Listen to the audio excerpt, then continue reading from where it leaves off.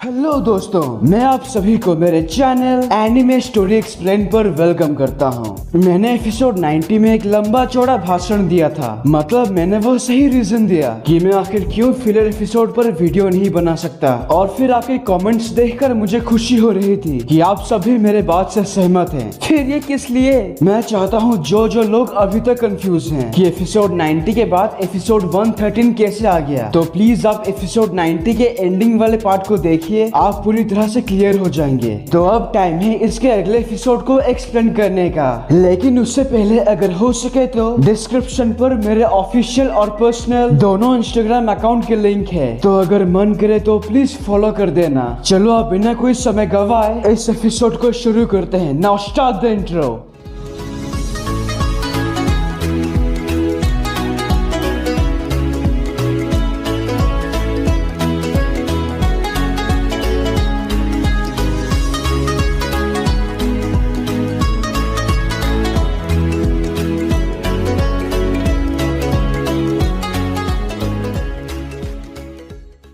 दोस्तों, सास्के और ओरोचिमारू के बीच में घमासान लड़ाई होती है। अंत में सास्के अपने तलवार से काट डालते हैं ओरोचिमारू को, पर ये उसका अंत हरगिज नहीं है। सास्के थोड़ा चैन की सांस लेते ही ओरोचिमारू दोबारा से उठ जाता है।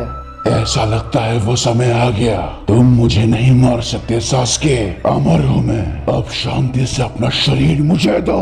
उसके बाद हम जो देखते हैं वो है रिचुअल, जिससे ओरोचिमारू जिंदा रहने के लिए किसी दूसरे के बॉडी पर कब्जा करता है।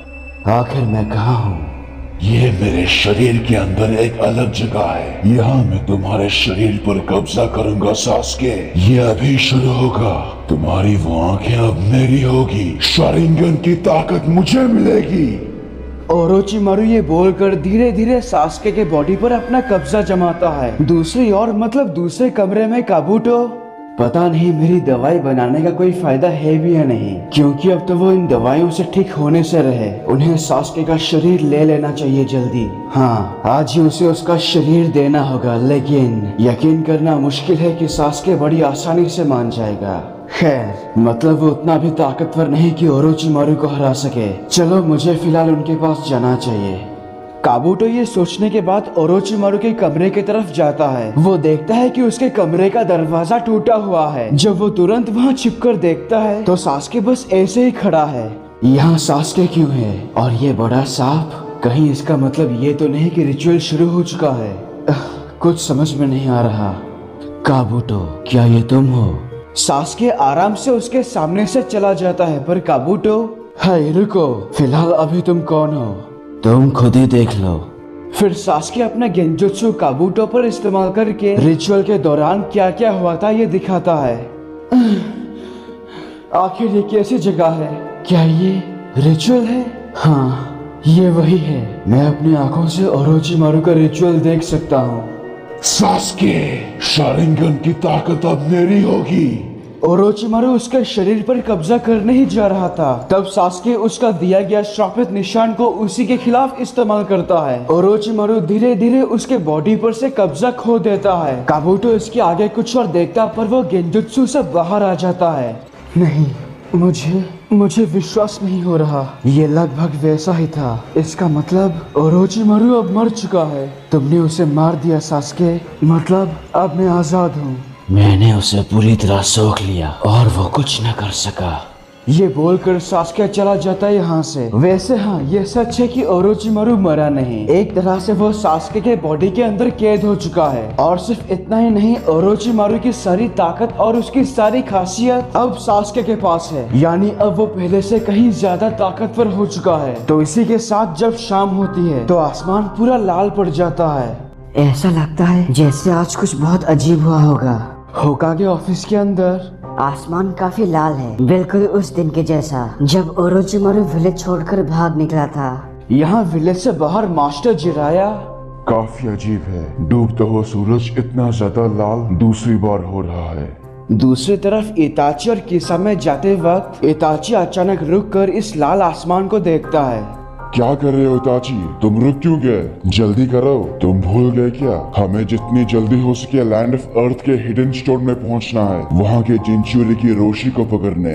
हाँ, चलो चलते हैं। तभी यहाँ पर सास्के ओरोचिमारू के एक दूसरे हाइडआउट के अंदर जाता है, जहाँ पर कभी ओरोचिमारू कुछ निंजाओं के ऊपर उल्टे सीधे एक्सपेरिमेंट करता था। तो वहाँ एक सील हम देखते हैं, सॉरी सील नहीं सेल, जिसमें पानी भरा है। तो सास्के उस सेल के नजदीक जाते ही एक आवाज आती है, हाँ, सास्के उचिहा, आखिरकार तुम आ गए। तुम यहाँ हो इसका मतलब क्या मैं ये समझू ओरोचिमारू को तुमने मार दिया? अब सुना भी दो खुशखबरी, मेरे कान सुनने के लिए तरस रहे हैं। मार दिया ना उस हरामी को?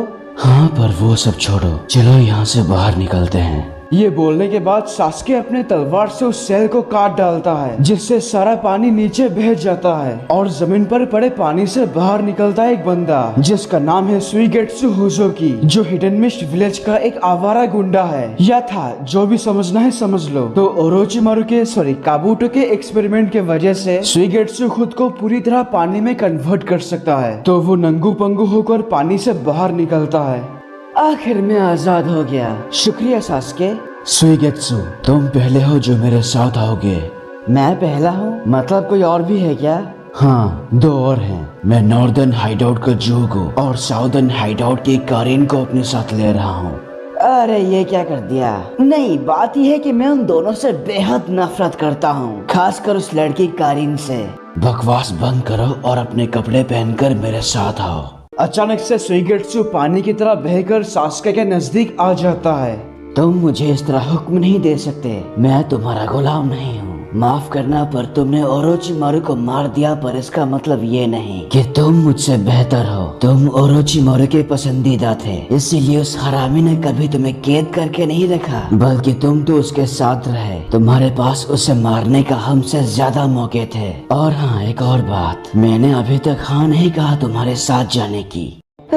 मैं मजाक कर रहा हूँ सास्के, तुमने मुझे आजाद किया, इसीलिए मैं अपने खुशी से हमेशा हर वक्त तुम्हारा साथ दूंगा। और यहाँ से शुरू होता है सास्के उचिहा का सफर। और यहीं पर इस एपिसोड की एक्सप्लेनेशन खत्म होती है। अगर आपको ये वीडियो अच्छा लगा तो प्लीज लाइक और कमेंट कीजिए, और अगर आप मेरे चैनल पर नए हो तो इसे सब्सक्राइब करने के साथ उस बेल आइकॉन को भी दबा ही दो। तब तक के लिए खुश रहना, मैं मिलूंगा आपसे अगले वीडियो में। पीस।